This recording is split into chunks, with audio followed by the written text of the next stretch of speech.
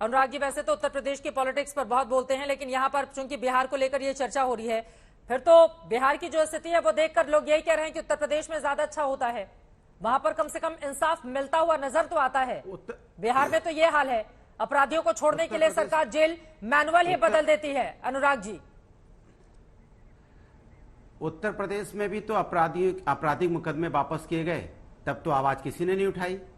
अपराधियों पे मुकदमे वापस किए गए, किसने आवाज उठाई, मैं पूछना चाहता हूं। जब हमने बोला क्यों उठाए गए तो कह रहे हैं कि ये तो भाई कोर्ट से होता है।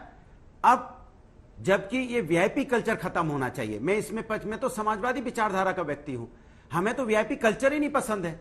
ये वीआईपी कल्चर क्यों होना चाहिए कि नेता के लिए अलग रूल, वीआईपी अगर कोई अधिकारी अलग रूल, गरीब के लिए अलग रूल? क्या मेरी जान या चित्रा की जान या किसी और अधिकारी की जान, नेता की किसी की जान अलग अलग होगी क्या? सबके लिए कानून एक समान होना चाहिए। अगर कोई आम व्यक्ति मरता है तो भी कानून वही लागू होना चाहिए जो वीआईपी मरता हो। ये नहीं है वीआईपी के लिए अलग कानून, हमारे लिए अलग कानून।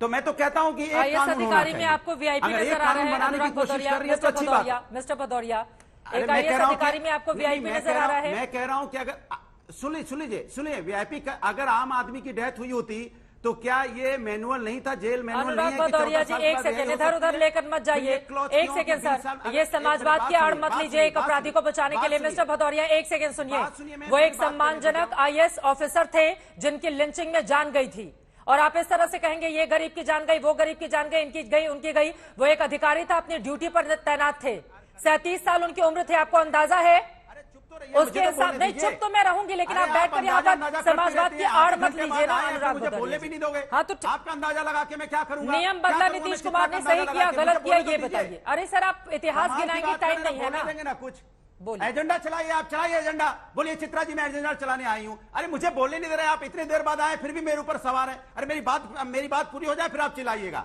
आपको जो एजेंडा चलाना चलाइए। मैं कह रहा हूं कि अनुराग भदौरिया एक आम व्यक्ति की जान, किसी भी, चाहे कोई आईएएस हो, चाहे आम आदमी हो, चाहे कोई भी हो, सबकी जान बराबर होती है नहीं होती? मेरा सवाल आपसे ये है। नीतीश कुमार ने नियम बदल के सही किया या गलत किया? मिस्टर भदौरिया, जिसकी हत्या हुई है मेरी पूरी संपत्ति उनके साथ है, लेकिन जान तो सबकी बराबर होती है ना। आप अलग अलग क्यों बांटा जा रहा है? मेरा सवाल सीधा सा है। आप कुछ भी बोल रहे हैं अनुराग भदौरिया, थोड़ा सा दिमाग का इस्तेमाल कर लीजिए। क्या बोल रहे हैं अनुराग भदौरिया? मैं पूछ रही हूँ, नीतीश कुमार ने जेल मैनुअल बदल के सही किया या गलत किया? यहाँ पर अनुराग भदौरिया की जान या चित्रा त्रिपाठी की जान की बात नहीं है। एक आदमी जिसकी जान जा चुकी है, ये उसकी बात है। सीधा सवाल, नीतीश ने सही किया या गलत किया? अब इधर उधर मत जाइएगा प्लीज। नहीं आई है आप, तैयारी से नहीं आई हैं, आप तैयारी से नहीं आई हैं, आप पूरा मैनुअल पढ़ के नहीं आई कि 20 साल की सजा किसको होगी। भाई इसमें आजीवन कारावास किसके लिए? 14 साल और 20 साल क्यों है ये बता दीजिए मुझे। 20 साल क्यों है या 14 साल क्यों है? अगर कोई पब्लिक सर्वेंट है तो उसके लिए आजीवन का मतलब होता है 20 साल। अगर कोई नॉर्मल आदमी है तो अगर पब्लिक सर्वेंट नहीं है तो 14 साल के बाद रिहा हो सकता है। मेरा दूसरा मतलब है, मेरा कहने का मतलब है, मेरी सिंपैथी सबके साथ है। हम कहते हैं कि कानून बराबर क्यों ना हो, ये रूल सबके लिए बराबर। अगर 20 साल है तो सबके लिए 20 साल हो।